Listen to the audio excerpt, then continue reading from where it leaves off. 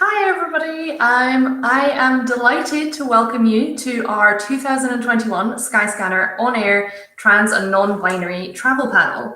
My name is Jenna, my pronouns are she, her, and I'm the founder of Skyscanner's Pride Network and the Diversity and Equity and Inclusion Lead.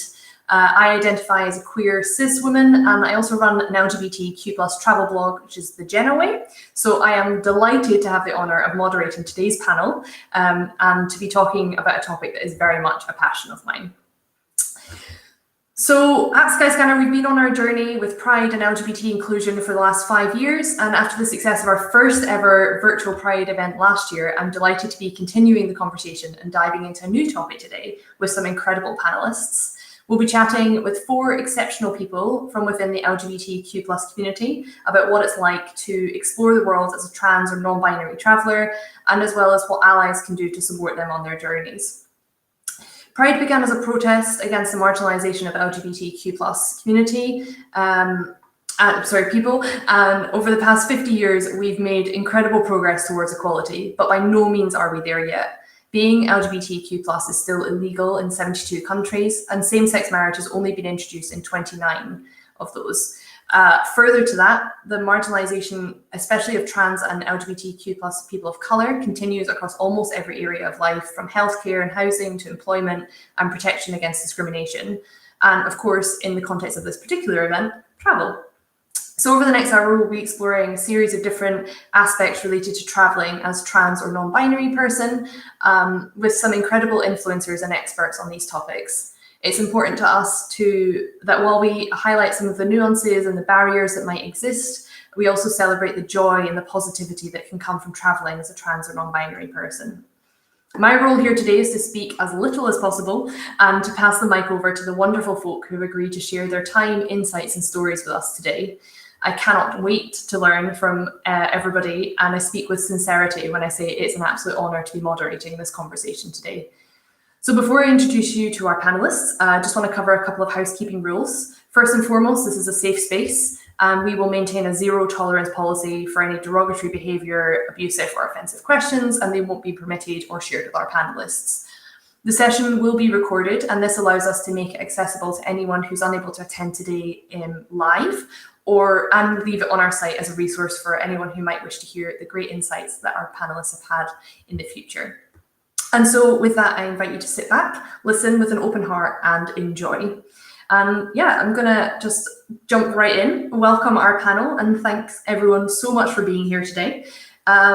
If we just want to start with maybe a little bit of an introduction, maybe introduce yourself. If you're comfortable, share your pronouns and how you identify, that would be great. And then in light of the world starting to open up, I would love to hear about your dream travel destination. And we'll start with Max. Hi, Jenna. I'm Max. My pronouns are they, he. I'm a trans guy. I'm based in London. I have 2 jobs, kind of. I'm the head of global partnerships for the Her social app, the LGBTQ dating app. And I also run an Instagram called They're Queer, where I am tracking every part of my medical transition and pretty much everything I do in my life, which right now is mostly exploring London, but very soon will be international. And where dream trip or next trip? Next trip. Let's go next trip. Let's is a company retreat to Mexico, which I'm incredibly excited about. I need to go somewhere hot and I need a beach. That's pretty much all I'm asking for at this point. Love it. I think Mexico would also be my dream trip, so it covers both. Cool. Shall we pass on to Bella?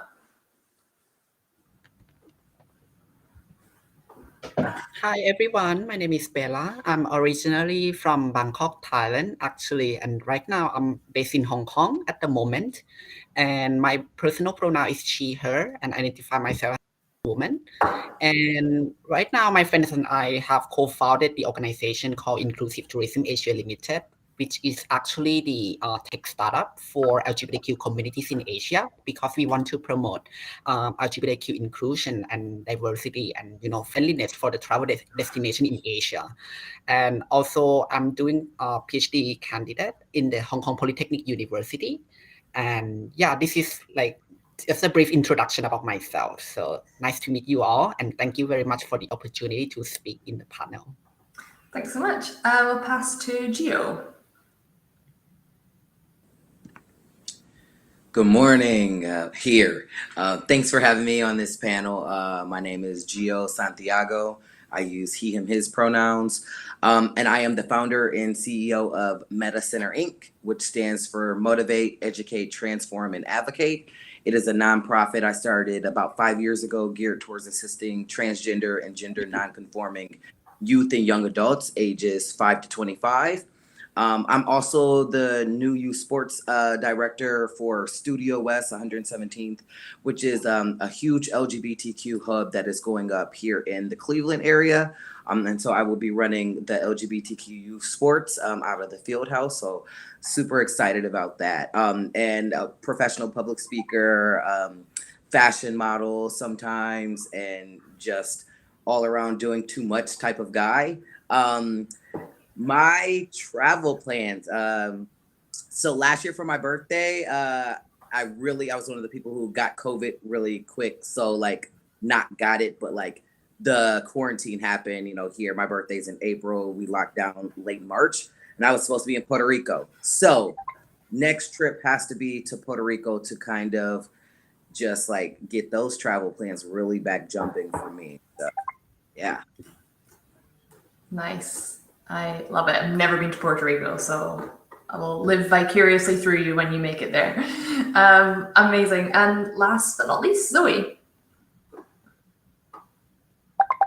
Hi, everybody. My name is Zoe Stoller. My pronouns are she, they, and I identify with the labels lesbian, non-binary, gender fluid, trans. My gender is constantly shifting and changing, which is cool, but I still feel very grounded in my sexuality, which is lesbian.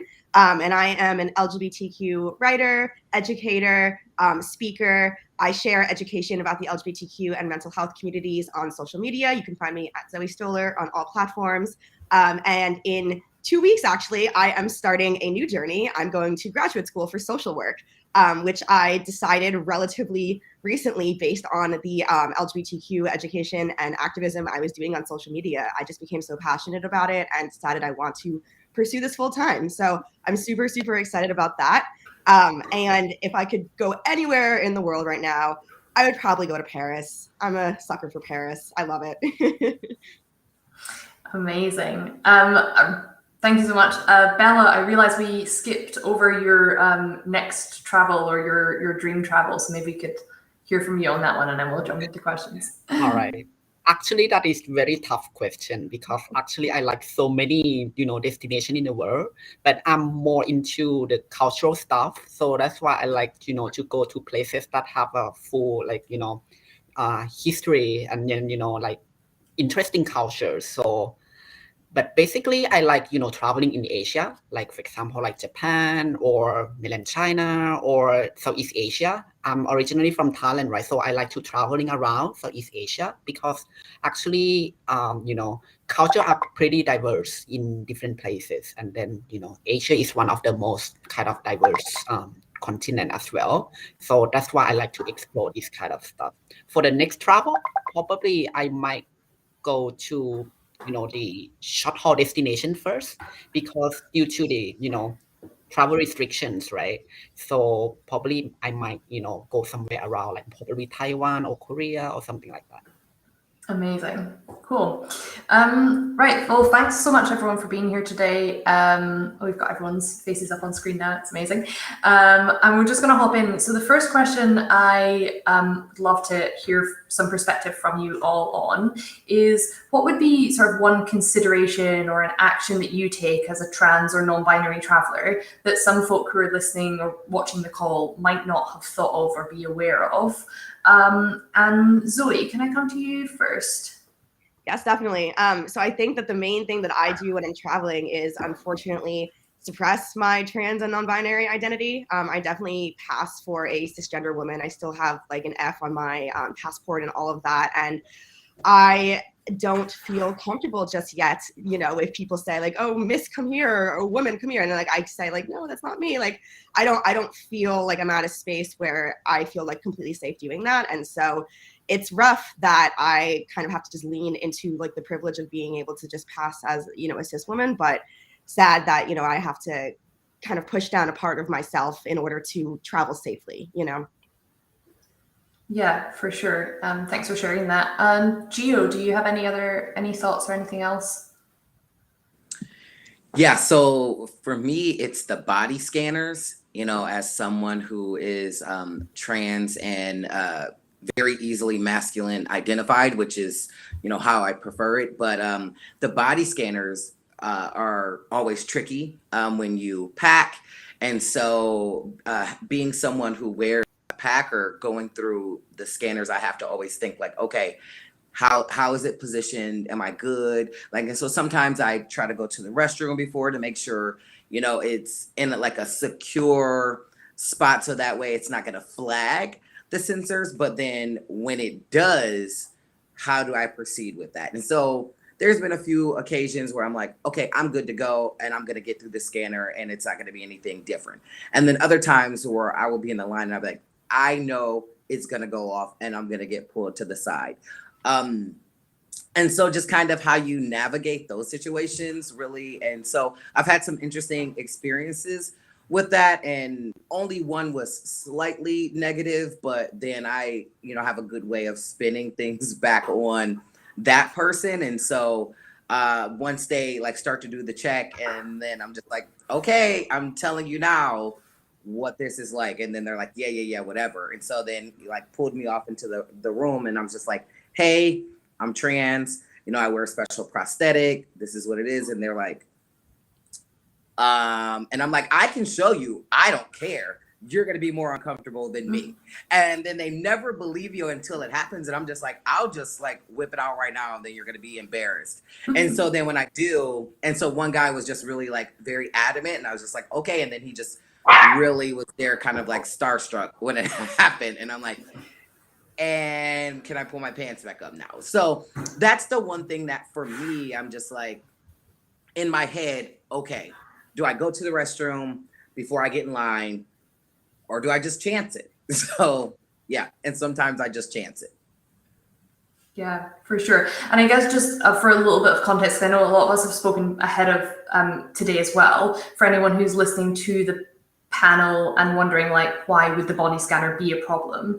At the moment, most body scanners are set up in the airport, like going through security, where the the security person who's running that part of security would have to press like a button for M or F, right? So that the scanner knows what sort of body to be scanning. And that's where the flag could come up if they've perceived something differently, correct?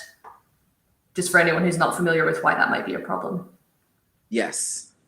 Cool. And also it checks for certain abnormalities, which is why sometimes packers get flagged, especially like if you wear like a little bit of a larger or more bulky packer. If it's like touching the side of your leg, sometimes at like a certain angle or something, it will flag it, and then they just have to like pat you down and check. So. Cool. All right. Thanks so much for sharing that. Bella, do you have anything else, any other things that people might not be aware of that come with traveling as a trans or non-binary person? Yes, actually, I want to share like some perspective from, the trans people who came from the developing countries, right? Because most of the developing nations in the world, we are still lacking of the legal protections related to our gender identity. Because, for example, right now I'm holding my passport that I identify myself as male. And then when I go through, immigration process, or also like, because we need to apply visas, right? When we need to go to different places, like most of the time we need to apply for visa. And then usually we are kind of like, stereotype or kind of like stigmatized in a way that, we are going to do some illegal works, like, in certain places. That's why we need to explain all the time when we go through the immigration and, okay, like my, gender, my legal gender is not consistent with my gender identity. And then, okay, because, I also need to explain that, in my country, we don't have gender recognition bill at the moment. So I need to explain all the time. But to me, I feel like I'm still positive for my travel experiences, because I feel like, okay, probably the system around the world are still binary, and then, maybe not everyone is recognized, like, according to the true gender identity. So we need to tell people that, okay, this is the situation, and then that kind of stuff. And then for visa application, I need to prove, like, with more documentations that support my application in a way that my, situation is like strong enough, to travel, and then they don't suspect me to do something illegal in those places. So I think that is kind of like difficulty for me, but I think I can still go through the, the process. But I just worry that, about other people that might have maybe unfortunate situation that probably don't have much supporting document. And that is the issue for trans and non-binary people from developing countries. Cool. Thank you for sharing that and for that perspective. Max, is there anything we've not touched on yet that you would like to share or highlight? I feel like everyone's covered it pretty well. I think for me, there's kind of the like emotional and like physical comfort side of it, and then there's like the security side of it. Like from a physical comfort perspective, like I haven't had top surgery, so I will be binding, but actually wearing a binder on a plane is incredibly uncomfortable, particularly if you're flying long distance. So maybe I would wear a sports bra, but if I wear a sports bra, am I going to get gendered as female? And then is my passport going to work because I've got an M on my passport because there wasn't a gender neutral option? So I was like, okay, I'll pick the one that fits kind of the best. I know a lot of trans people have that problem. So everything down to like what I'm wearing, how I'm going to be perceived. Like I have never dressed as masculinely as I have when I've been trying to travel, because, and I don't necessarily want to pass as cis, but I feel like I have to, because that is the only way that I'm going to be treated with any kind of respect. I really sympathize with what Gia was talking about. I actually don't tend to use packers when I'm traveling because I just don't want to deal with it. I'm a pretty anxious person. I used to be an anxious traveler before I traveled for 6 months. And, I have enough fears about like not being let into the country, my visa not working, security, all of those things outside of just being trans. And then you add that additional element. I've been pulled into side rooms at borders because I couldn't remember the address that I was staying at when my parents lived in the States. That would be 10 times worse now because they're also like, and what gender are you? So it's just like every single thing that you do is more difficult before you even get to the country. Just like getting out of your country and into another one when you're trans is like a whole other thing that a lot of cis people don't realize. Yeah, for sure. And I so appreciate everybody sharing those perspectives, because I'm sure there'll be a lot of people listening who maybe haven't thought about it because it's just not a lived experience that they've had. And so I think it's so important that we have this space to have this conversation. When trying to research for today, there's not a lot of people having this conversation online. And I think the more we can have the conversation, either people become aware of it and then things can start to change to be more inclusive, but also other people who are traveling and having these experiences that you're all having will feel a little bit less alone, because they're like, okay, it's not just me, this is a shared experience that everyone is having. So thank you so much for sharing that. It is also easy, I think, for conversations around like inclusion and particularly around like trans inclusion to focus on like the barriers and challenges all the time. But we also really want to highlight like some of the joys and the positives that can come from traveling as well. So does anyone want to share any sort of like highlights or unexpected like positives or really like affirming experiences that they've had? Feel free to jump in. I don't know who wants to go first. If anyone's got any stories. I can pop in. Sure. So the traveling that I've been doing lately has been all like within the US. I haven't done any international traveling since, the pandemic. But my girlfriend lives down in South Carolina, so I flew down there like a few weeks ago. And I, don't really know how people down south, they don't really care for LGBTQ people, I feel like, as much as the people up north in America do. But I wore like a rainbow mask anyway. I wore like a shirt that pretty clearly said that I was like non-binary. And I was like walking through the airport, and then one of the like security people comes up to me, and I was like, oh no. But then he was like, oh, like, have you gone to any pride parades this year? And I was like, yes, like I have, thank you so much, and like that was just so unexpected, and like he didn't have to come up and do that, but like it made me feel very seen, especially because I had assumed that down south, people would not be too keen on me, being myself in that way. I love that. I'm glad you had that experience. Anyone else want to share? I have one that's not necessarily personal to me, but was something that happened through work.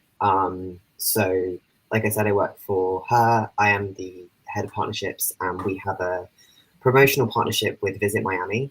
And I was talking to the Miami Convention Bureau Authority. It has a long name. Anyway, I was talking to them, and they were talking about their last year and what they've been doing. And one of the main things that they've been helping with is training the airport staff at Miami Airport how to interact with LGBTQ and particularly trans passengers. And in my head, I was thinking, I don't necessarily think of Florida as a particularly great place to be trans or LGBTQ. I know there's like some queer areas, but not as a state. I was just thinking, what an amazing effort by this tourism authority to not just think like, hey, we want you to come here, and once you're here, whatever, like actually thinking about people's experiences. And in my experience of working in the D&I space, a lot of the time it's about ignorance. It's about someone saying, if you say to someone like, oh, I'm trans, they just don't know how to respond to it. And all it takes is somebody saying like, hey, you're going to have a guy come through here who might be using a prosthetic. This is how you deal with it. And you can make everyone's experiences so much better. And I just thought it was awesome to hear that they were doing that. And I know that there's a lot of other authorities in the US that are doing the same thing. Don't know about the UK, but hopefully. I love that, because it's so important that companies don't just like put out that promotional stuff of like, hey, we're welcoming, but like actually do the work on the ground, so that when you visit somewhere or when you use an organization, they're actually going to know how to interact and like how to genuinely be inclusive. So I love to hear that that's happening, especially in the airport space where we've shared previously there are some challenges and barriers. Gio, do you have anything else? Yeah, I guess for me, it's around just being validated in my identity as being transmasculine. When we were on our honeymoon, we did like a 12-day tour of Europe. So it was like 9 flights in 12 days, which is an obscene amount of flights. And 0 out of 10 would not recommend. Let me just say that. It's like terrible on your body. But being able to be validated in the fact that I am seen as a masculine person and as male, we didn't have any issues. And, being that we were on our honeymoon, people were just like, oh my God, congratulations. And it was like awesome to be like validated in that. And even in those instances where I did have to go through body scanners, I didn't have as many issues, honestly, because I would just be like, hey, this is a situation, it's a prosthetic. And then they would just be like, oh, okay. And then it would just be like, okay, be safe, and go through. And it, honestly, it's crazy to see, what the security is like in other countries versus in like the US, like going through like Paris, and we were in the UK and also in like Italy. Italy has like zero security. It's like you get off and you just get your bag and you just going about your business. And I'm like, oh, okay. And so it was just like very weird to be like, oh, I don't have to take my shoes off. I don't have to do all of these other measures. And so you don't have to worry about that. So that was just extremely validating and good for someone. I'm not as anxious, but I'm just like, okay, I'm in another country and I'm Black. And so I'm like a Black person in some countries that are like a toss up for Black people. And so that was more of what I was feeling, on the racial side and not necessarily like on the trans side. For sure. And I think that's such an important call out as well, that not all experiences are like the same. And then intersectionality plays into it as well. So, race, disability, as well as your trans identity as well. And that's such a different experience for every single individual. Bella, I'm going to come to you next. And I know you're working in the travel industry. So I'm sure we have a lot of people from the travel industry joining us online today. Can you share some of the ways that folk working in the travel industry, so perhaps hotels or airlines, can be more inclusive and create a positive travel experience for folk? Yep, sure. So actually, first of all, I would like to suggest, like, probably if we want to be more inclusive to trans and non-binary people, we need to understand that actually within the umbrella of LGBTQ communities, we have different, issues and specific needs that we have. So in order to be inclusive more to the gender diverse people, we need to provide rooms for self-determination. Let's say, for example, if we need to fill in the information related to gender or something like that, or even the gender title, gender marker, or whatever that we have, that we need to collect the data from the travelers or our customers, right? If we are able to provide rooms for them to identify the preferred pronouns or gender marker that they want to be addressed, I think that will be very, very inclusive, and then probably impress trans and non-binary travelers a lot. And also actually sometimes I a little bit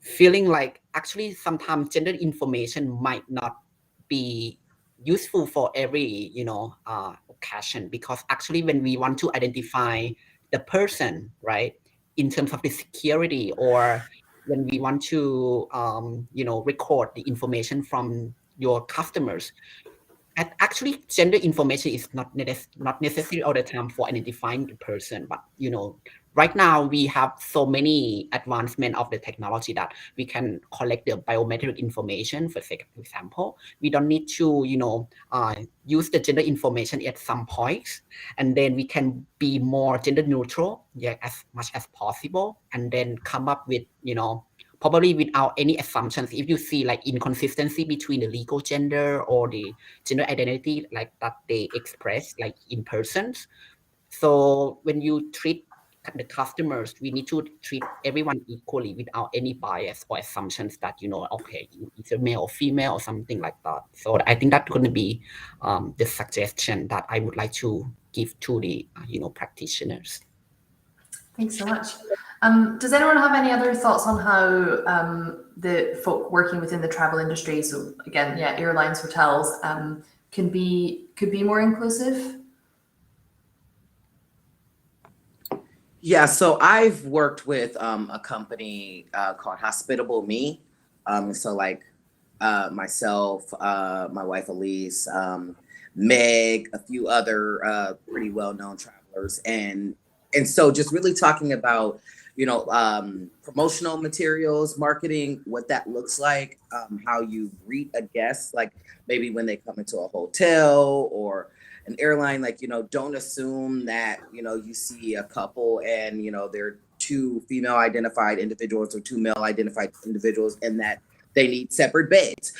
Asking the question instead of assuming, really doing that more. Just like explicitly asking a question with respect instead of assumptions, because it can kind of break the awkwardness.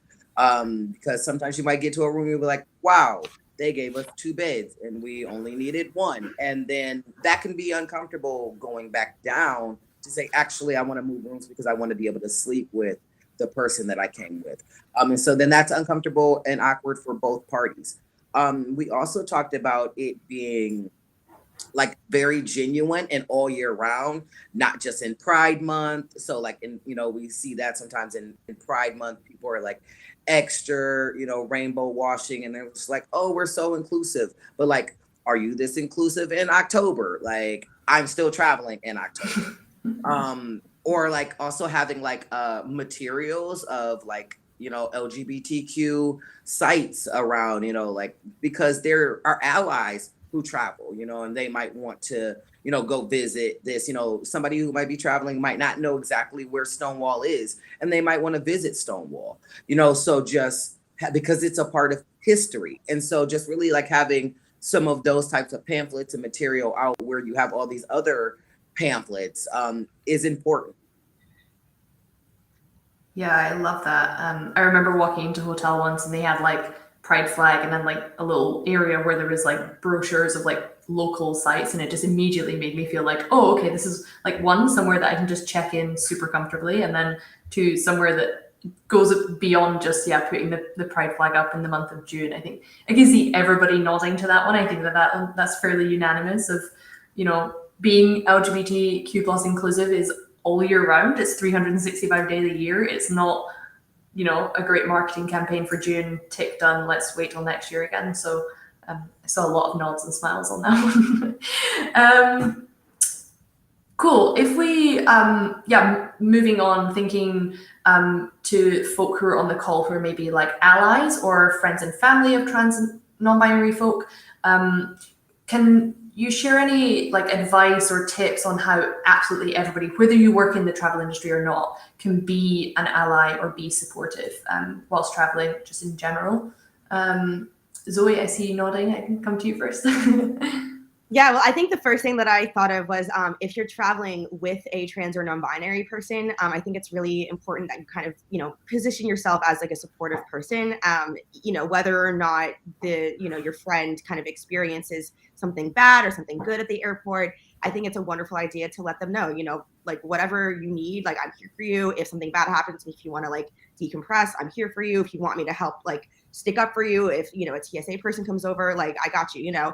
Because as we've talked about this entire time, it can be really, really nerve-wracking to, you know, be a trans or non-binary person traveling. And if you feel alone while doing it, then that definitely does not help. But if you're traveling with somebody who can support you, I think it's great if that person can really just let you know that they are there for you in that way. For sure. Max, do you have any other thoughts to add on to that? Yeah, I mean, exactly what Zoe said. And I think having a conversation with that person probably before you get to the airport, like before the trip, saying like, what are you comfortable with? What are you not comfortable with? What do you want me to do if this happens? And I think particularly, you know, I traveled a lot with partners, but I also travel a lot for work, and often people that I work with aren't entirely sure what to do. So either if you are that person, have a conversation with someone, or if you want to be an ally, to say like, you know, do you want me to refer to you as female for the course of this interaction? What do you feel safer as? It's about them. It's about their comfort. Like Zoe said, kind of decompression as well. You know, it's highly likely that something slightly uncomfortable is going to happen. You might be misgendered. You might get searched. It's what happens after that. What you want to do. Can that person get you, you know, help you get to a gender neutral bathroom? Can they come with you into the bathroom that you're going to use to make you feel safer? There's a lot of small things that can be really helpful. And yeah, I think just having people there with you is a huge part of it. And for me, I find, you know, I'm 9 months on testosterone. I've been out as a trans person for 18 months. I am still not good at correcting people on my pronouns. I don't know if I'm ever going to be good at it, but I know that I don't care at all if it's one of my friends. One of my friends, I will absolutely stand up for them straight away, and my friends do the same for me. It's a lot easier to stick up for someone else and to make a point of doing it for someone else. I've had a friend go to the front desk of a restaurant and basically explain and ask them to stop misgendering me without me knowing. They did have my permission. And that, you know, it turned my whole night around. And those tiny things that make no difference to an ally, it's just a small step, can completely change the entire experience for a trans person. Yeah. Thanks for sharing that. That's, yeah, awesome. You have great friends, as I hope do we all. Bella, do you have anything else to add in terms of like being an ally? Yeah, actually, I'm totally agree with Zoe and Max. And then, you know, to travel with trans and non-binary travelers, we need to show support. Just to say that, you know, you are there, you know, like whatever, any problems that you have, we will help to solve problems together, right? But just like, you know, we need to understand that sometimes trans and non-binary travelers, we have some situation that we might get, you know, a little bit more time. For example, like during the immigration process, that we might receive more questions from the officers, or even like in the worst scenario, some people might get detained, like, you know, or you know, interview, you know, in the screening room or something, like, in order to identify, like, you know, whether the purpose of the trip is, like, you know, safe for them. So actually just be there, you know, like show support, and then, you know, like understand that we might have some difficulties during the immigration or, you know, the airport security or stuff, right? So if they if we need any help, we will signal them, and you just need to be there. And also another point that I want to make is that sometimes when we travel, right, and then we need to go to many public spaces that are sex segregated between male and female, and then some places sometimes trans and non-binary people might not feel comfortable with.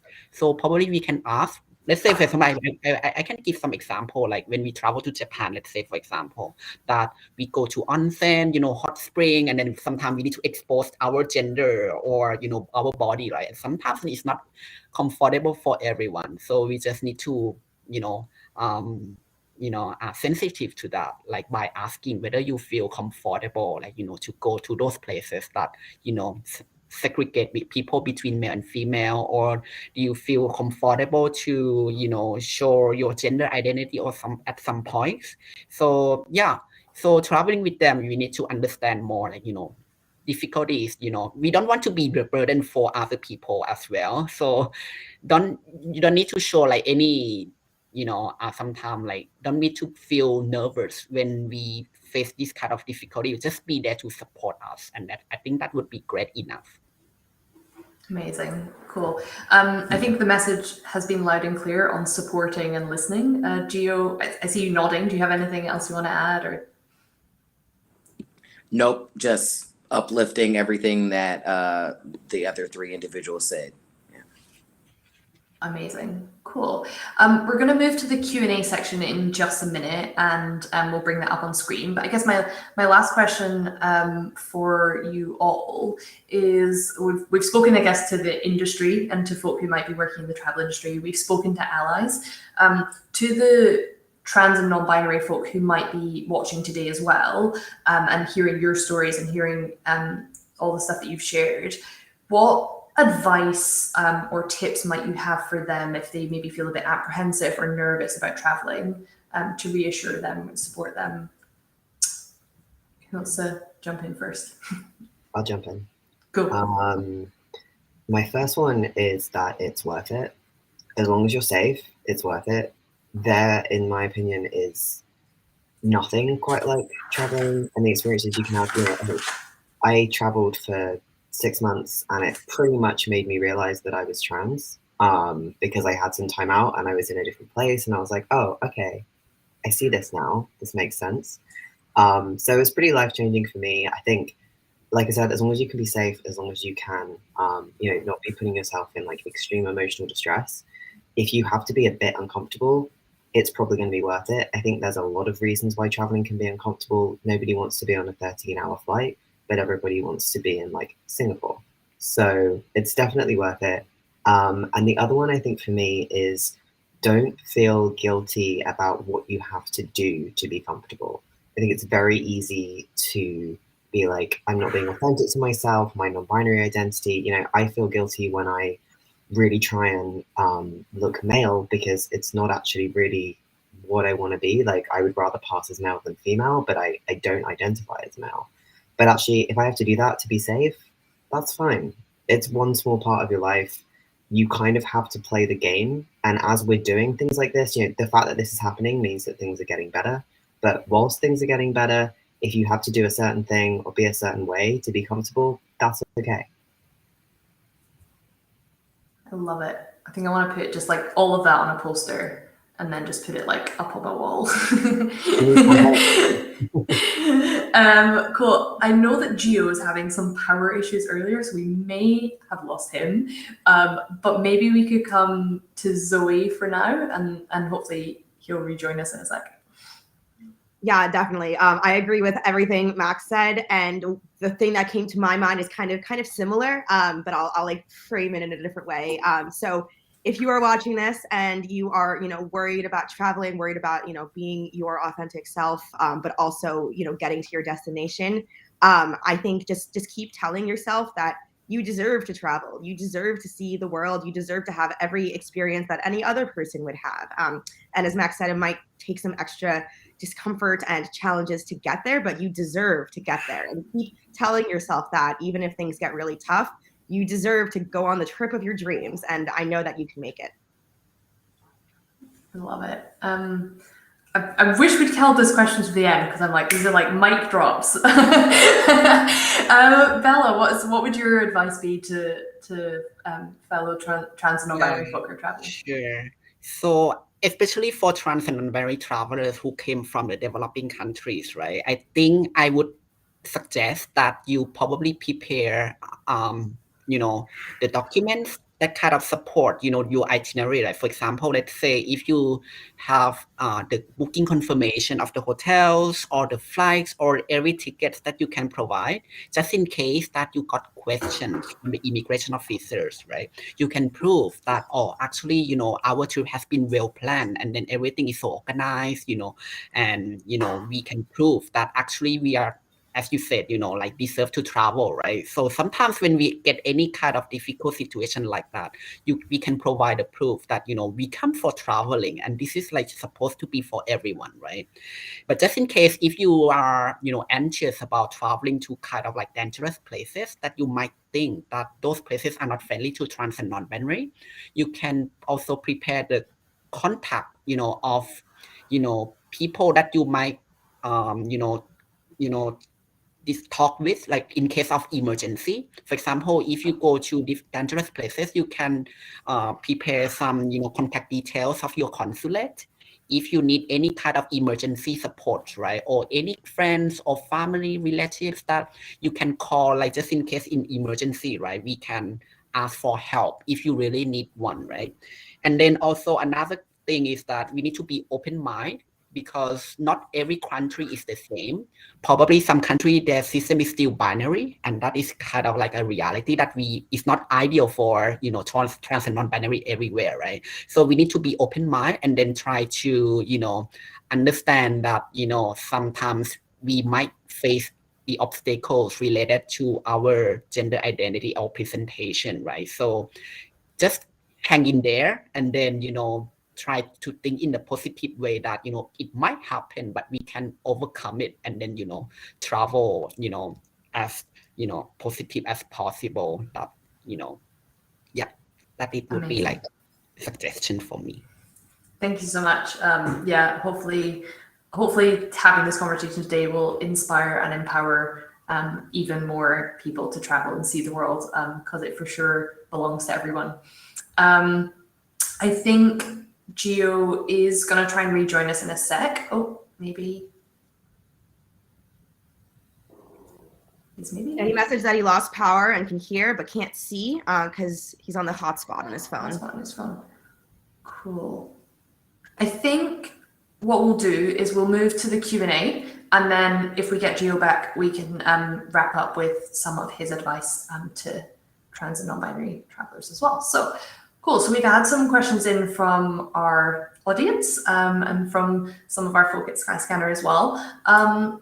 And it might be that we've covered some of this already, but we can go through, and I'd love to hear some more perspectives as well if you've not had a chance to pick up a certain question. So our first question from Gemma, do you have an example of a positive experience you've had with a travel provider with regards to inclusivity or representation? What was it that made your experience so good? Does anyone have anyone that springs to mind that's sort of getting this really right in terms of inclusivity representation? I had a great experience with a brand called Mama Shelter. They're owned by a bigger hotel brand. I can't quite remember who it is, but they have a hotel in East London that I did a partnership with. When I was checking in, they didn't know it was a partnership, and they had written down my pronouns, and then they reconfirmed that they had the right pronouns from the booking form. And it was the first time I'd ever been asked what my pronouns were, and I'd actually just changed them from they, them to they, he. So I was like, no, they're they, he now. And she noted it down, and every time anybody interacted with me, they used the correct pronouns, which is the first time it's ever been asked. And it was the most like subtle, normal thing in the world. It was like, hey, how many room keys do you want? And also, can I reconfirm your pronouns? No big deal. It just made everything incredible. And I know that as a brand, they're doing a huge amount. So yeah, Mama Shelter, they're in LA, New York. I'm not even paid by these guys. I'm just shouting them out. Like, they're awesome. I love it. And I think it's like so important that it becomes kind of second nature and like a small thing, right? Like, let's not make a show and dance of it, but let's just check in and then move on. And then if you ask someone's pronouns, respect them and use them. So I love that you had that experience. Zoe, do you have any examples that you'd love to share? Yeah, I'll share an example from a friend. This is actually a girl that I went on a date with like several years ago, and we were talking about travel, and she's like very androgynous, and so like an outsider wouldn't be able to tell whether she's quote unquote a man or a woman, even though, you know, what does that mean? But she was telling me about a time that she was going through security and going through that like body scanner where the people have to choose, you know, male or female, and then like that determines whether something on your chest is suspicious or what all that. And people, like she told me, consistently chose, like, couldn't decide which to choose. They would choose male and then be so shocked that she had breasts and things like that. But like one time somebody asked her, oh, like, I know this button thing is super binary, but like which should I choose? You know, like I'm not quite sure which to do for you, and like this isn't the best, but like which would you feel more comfortable with? And I know that that made such a huge difference, because she was telling me that, you know, going through security was such an anxiety producing thing, as we've been talking about, and like it never worked out. And so even though the options are super, super binary and don't really apply to everyone, I think it was great of that one, you know, security agent to kind of ask what she was most comfortable with. Yeah, for sure. And I guess that goes back to Bella's point earlier. Like, there are places in the world and things in the world that are still super binary, and like it will be great in the future when that is not the case. But right now, in the world that we're living in, people just recognizing that and then making the situation as comfortable as possible goes a long way to just, you know, recognize that the systems are not quite there yet, but, you know, we can, as humans, we can at least catch up and try and compensate for some of that while let's also fix the systems, but, you know, one step at a time. Cool. Bella, do you have any experiences with providers you'd love to share? Yep. Yeah, sure. So actually my positive experience comes whenever I'm addressed as the affirming pronouns. So whenever, you know, the travel providers always, you know, address me as feminine way, so I feel comfortable. For example, let's say when I check in the hotels and then kind of like, you know, put the information that I'm, you know, miss or she, her, like pronouns that I use, and they kind of address that without, you know, considering my legal gender. I think that would be like very, very incredible, right? And I think I would give example when I travel in a group, because that time I went to mainland China, and you know, China sometimes is also like perceived as not so friendly to trans and non-binary people. And then I went in a group, you know, with the tour operator, right? And then the tour guide, the tour leader that go with me, like, you know, kind of like understand my situation. And then he just be there and then, you know, like let me go through the immigration first. And then just in case if I have any difficulty by, you know, come from the immigration officer, he will be there. So actually he's kind of like a great ally to me. And then he prepared kind of like documents for me, like in order to show that, you know, our trip has been very well organized, and then we don't do anything illegal, you know, and then we don't do anything suspecting for the immigration officer to deny my entry to China, right? So that would be one of the examples that I want to share. Amazing, I love that. I think Gio is trying, but not making it in. But I think I was going to skip the next question, because we covered sort of being an ally in quite a lot of detail in the panel. So I'd love to hear one place that you cannot wait to travel back to. Where has been somewhere real great? Zoe, do you want to go first? Yes. I see you smiling. I like just have like a million and one thoughts like pop into my head. Well, one of the first things I'll say is I have a lot of friends who live like abroad elsewhere in the world. And so usually we're only able to kind of see each other via traveling. And of course, you know, this past year we weren't really able to do that at all. So I haven't seen these friends in, you know, 2 years now, which is hard. But one of my friends who lives in Asia, we always love to kind of like meet up in the middle in Europe somewhere. And we one time met up in Amsterdam, and it was just one of the most incredible vacations. I absolutely loved my time there, and I think it would be really, really fun to meet up with my friends there again. Amazing. And I believe that Amsterdam just had a small Pride celebration last week. Not quite the main. I think for me, Amsterdam is top of the list for attending Pride because they have it on the canal and it's all boats. The whole parade is on the water, so that would be incredible. Bella, do you have a place that you would love to travel back to? Yeah, actually, I agree with Zoe because during the pandemic, we have lost so many, connections to our friends around the world. So I want to travel to meet my friends, and also even my sister, also she lives in Japan. I want to go back to Japan to meet her and then, reunite my family again because my family is in Thailand, my sister is in Japan, I'm in Hong Kong, right? So we want to travel to each other and see. Yeah, so I would say like going back home or either go to meet my relatives and friends. And then also I have many friends in Europe as well, in the US as well. So I want to travel everywhere that, yeah, I can't wait for meeting them. Yes, come visit me in the US. Max, what about you? Where would you love to go back to? Okay, I know it says one, but can I have two? Yeah. One's a hot country and one's a cold country. So. Because it's the most British thing possible to answer based on weather. I need some vitamin D. Cold country, Berlin. I've been there for work a couple of times. They stayed there for a while. Hot country, Thailand. And it's actually the same reason for both, which is that I felt like both of them had a pretty strong LGBTQ cultural history. They were making a lot of effort for that. And because of that, I think so there's a level of traveling as a trans or gender non-conforming person that's like, I am safe. And then there's a level that's I am comfortable. And then there's a level that's like, I'm thinking so little about my identity. I'm just having a great time. And I felt like that in both of those countries, in that in the nicest way possible, nobody cared. Like nobody cares who you are or what you are. Are you polite? Are you making an effort? Are you like paying for things? Great, we're gonna leave you alone. And you can actually stop thinking about your identity for 5 seconds and just have a good time. And I felt that in both of them. So yeah, Berlin pretty soon, and then Thailand hopefully sometime next year. Nice. Yeah, I love that. And I can definitely relate to that one as well. Cool. The next question, we've got like 5 more minutes, so we'll do a couple more questions and then we'll wrap up with where people can find you.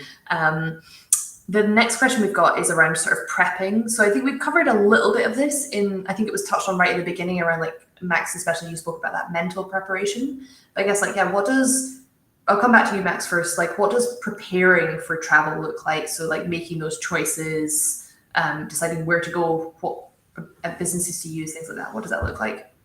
A lot of research for me. I'm pretty heavy on the research front, so I'll always start off with cost, but when it comes to like safety as a trans person, there are resources, there are people who are writing articles. A basic Google will get you as a starting point. I know that Lonely Planet also give you a lot of good background, like a vague temperature check. Also speaking to anyone who might be in a similar situation to you, asking them their experience. There are a lot of countries in the world that on the face of it, being LGBTQ is not somewhere that you want to go, but then people go and it's incredible. So I think there's a real disconnect between what you see and what you get. So speak to people, get their experiences. Obviously you want to make sure that you're safe, but actually if you can go somewhere that's a little bit unusual for LGBTQ people, but actually you're going to be fine, you're helping normalize that in that country. And I think that's really important. So yeah, a lot of research, and then a little bit of, this is going to suck, but it's going to be worth it, which is how I feel about pretty much all flights. So yeah. Yeah, we get there. Bella, do you have any resources just to like layer on to what Max said of like places that you look or where you do your research or anything that you use for preparing?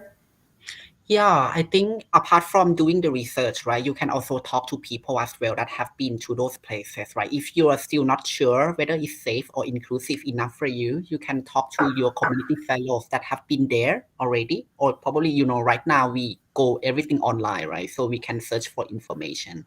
And also if you're concerned about traveling to places that you are not so familiar at all, you can try to look for the, tour operator and then share your concerns directly. I think it's possible as well by, if you have any special needs, you can ask them and consult with them. And then if they kind of like can address your needs and then respond to your, I think it's worth to use their services as well, because if they kind of ignore, it's already, obvious that we shouldn't go with them, right? So I kind of like a kind of filtering, the services that, if they listen to us, if they understand our situation, that would be, great to make the decision to go or use their services. So just consult and talk to people. This is going to be, preparation for trans-and-non-binary people. Yeah. Amazing. Cool. Zoe, any other resources that you use or anything that you do for preparing that hasn't been said? One resource that I have really kind of zoomed in on is social media. In fact, social media is just a treasure trove for everything. But I follow a lot of trans and non-binary people, and I always pay attention to, where they travel to, what hotels they stay at. Like if I see, Max staying at a particular hotel, I can probably then assume that is an affirming place, and like I too could stay there. So I'm always kind of keeping tabs on, where people are traveling to and getting my information from there.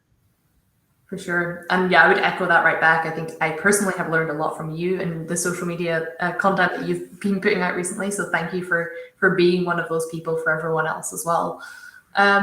We've got like a couple of minutes left. So I guess, do we want to just wrap up with thinking, actually, let's go one more question. Sorry, that's I want to finish on a high, finish on a positive note. So I think this feels like a great one to finish, and then we'll find out where we can follow you for more. So, what country have you sort of felt safest or most welcome in? And I know this is a super individual experience because someone could have a positive experience, and then that's not going to be necessarily the same for everyone. But I would love to hear from you personally where you've had what destination you've had a really welcoming experience in. Bella, I'll come to you first. Sure. So I'm not sure whether I can answer this. I mean, because I feel safe at home. My home country is Thailand. And then I think Thailand also have the culture that kind of open to kind of diversity of people as well. So usually we are familiar with, gender diverse people. And then, I feel safe at home. And then, everyone is smiling, like have a positive vibes and everything, right? So I feel safe in Thailand. And welcome everyone. If you want to travel to Thailand, let me know. I will bring you around. Thailand was the last place that we were able to visit before lockdown happened at the beginning of January last year. And I have to say that I felt so welcomed and traveling with my partner. It was an incredible experience. So Thailand is the top of the list for anywhere if anyone asks me this question. Max, I know you kind of mentioned it already, but yeah, do you want to jump in? Yeah, I mean, I Thailand for sure. Bella, I'm so coming to visit you. Like, let's do it. Berlin as well. And actually, for me, I have to say London because obviously I live here now, but I didn't until about a year or so ago. I moved here from a more rural area of the UK, and although the UK's not doing great when it comes to legal trans protections, actually as a city, I've found an incredible amount of welcome, and the LGBTQ community here are very well educated in kind of trans issues. So yeah, being in London is the dream. And then I think somewhere I haven't been, but I have heard great things about is Stockholm. So that's also on the list. Yeah, I echo that.